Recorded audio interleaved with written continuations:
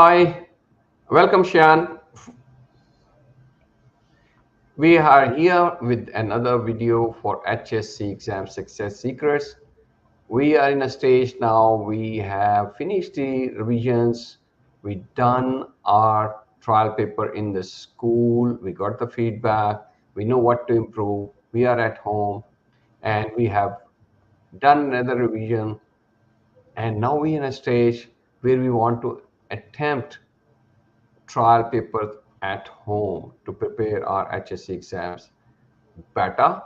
So, Yeah, Shan, I want to ask how the students should attempt trial paper at home. that is a great question. After 12 years of studying at school, now you have to start studying at home. So imagine that in the next week you had your HSC coming up, and what you want to be doing now is that you want to start preparing yourself for the actual exam environment, not the school environment, the exam environment that you'll have to sit in, that many other students like you will have to sit in. So what you want to do is that you need to create an environment that is similar to what you're going to get. You need to get yourself ready mentally as well, because once you sit down, you want to just do everything as you've rehearsed. So because of this, having an environment at home as close as possible to the exam is exactly what you want. Let's go through some things very quickly. Okay, you're going to have your exam in front of you. Your exam is going to be printed on paper. It will not be on a computer screen. So stop putting your exams and your trial papers, and specifically trial papers because they're harder than normal HSC. Stop putting your trial papers on your computer screens. You want to print out a trial paper to practice for your HSC. And after that, the same applies to your formula sheet. If you're doing something like math, chemistry, or even physics, do not have your formula sheet on a screen. You need to mimic the exam environment, have it physically printed in front of you. And obviously, if you have a huge desk, don't use the whole desk. You're not going to have a big desk on exam day. So that's the paper. Then we're talking about extra paper, have extra paper on you, and also your timer. How are you going to time yourself in the exam? Well, in the exam environment I had to do my HSC in, and the exam environment for many students, they did not have a timer on a screen that was counting down for them. A lot of students would have had a clock far away up on a wall, and it would have been really hard to read this clock. So because of this, many students had to have a watch.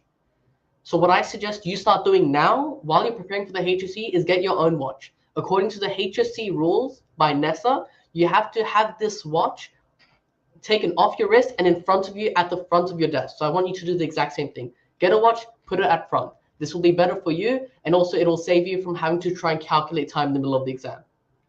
Then you need to have the right tools. And when I say right tools, I mean you want to optimize it to the highest degree you can. If you have a pencil, make sure you have a pencil of the right shading. If you have a pen, make sure you have a pen that's comfortable for you, a pen that may be light or heavy, a pen that lets you write quickly. That's very important. A pen that's smooth for you is good for you, especially during those exams like English and legal studies.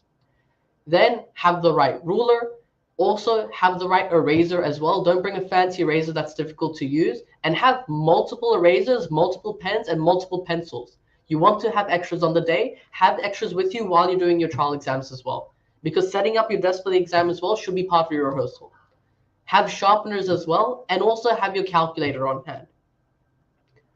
So I've already said, avoid using the computer, avoid using screens. And then when you're going to attempt the paper, inform your family, I'm going to be busy from this time to this time. Please do not disturb me. If you don't inform your family, they'll think it's okay to knock on your door and distract you during the exam. You want to recreate that exam environment. Your family isn't going to be there. You're going to be by yourself doing that paper. So let your family know. And as you go through each section of the exam, take note of the start time and the end time. That way you can keep track of how long each section is taking. And also, in case something does happen, despite you telling everyone not to disturb you, you know, okay, I've stopped here. I need to come back at this time during the exam. And I only have this much time left. So that is very important. And just keep taking note of time. So you get through section one, take note of time. If you get distracted, take note of time. You need to come back and finish it later. If you choose to as well, like take breaks during the exam, you need to take note of time. So to summarize, make sure you have a watch for yourself. You want to have a timer there. Have your notes there. Do not use a computer screen. Have everything printed on paper. Have your right pen, right pencil, right ruler, right eraser, right calculator. Make sure a calculator is allowed in the exam as well, and inform everybody you're doing your exam. And this is how you'll recreate your exam environment. Hope this answers your question. Yeah, thank you. That was insightful. That's we done the trial.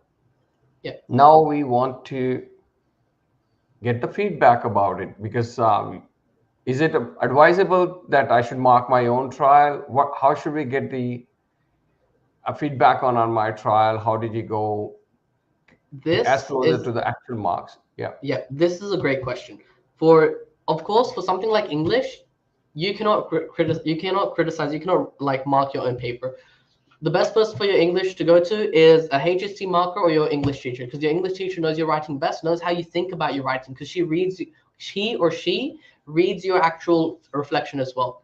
So definitely, if you can, get the email of your English teacher and send them your essays and get feedback from them as you're working on it. And for things like mathematics, I highly suggest you do the working out yourself and then look at the solution and then reattempt questions afterwards. You can reattempt them in time conditions if you like, but I'd suggest not to. Try and just do the exact same numbers, attempt the question again, and then once you're confident in understanding that, like the method for solving the question, then start changing the values. Look for a different question of a similar type. Okay.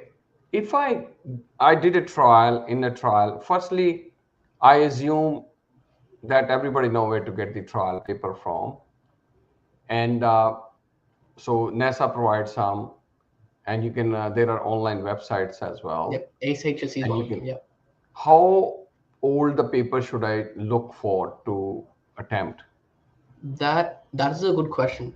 For subjects like legal studies, it's actually advisable you do older papers because those older topics will come up again. For subjects like mathematics, you are better off doing the most recent papers. Because for Okay. mathematics in particular, they had a change in syllabus across all of maths. So you want to be doing papers from, I think, 2018 or 19 onwards. Because Okay. before then, you might encounter new stuff, especially if you're doing math advanced like I did. You'll encounter some stuff that you haven't done before. Or you might encounter something too easy that someone else is doing. So Yeah. for most papers, try and do what's recent. If there's a change in syllabus, then just stick to what is recent. If you're trying to attempt a topic that you think might come up for something like legal or for something like English, do some old papers, but it's good to also do one or two recent papers as well, just so you're prepared in case a topic comes up again. Great. So this is also important because everybody know making up exam is not, it's a specialized job. Yep. Special teacher do that, Yep. and everything need to be stay within the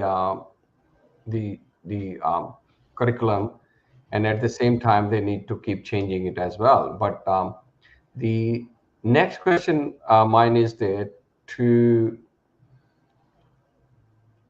is it advisable to send to your trial to teachers or and also Mm. on the other side, if I find a question or area which I never focus in studies, I find a topic which been asked in an exam and by some reason I never studied in a curriculum. How should I deal with it? Should I skip it, leave it? What should I do?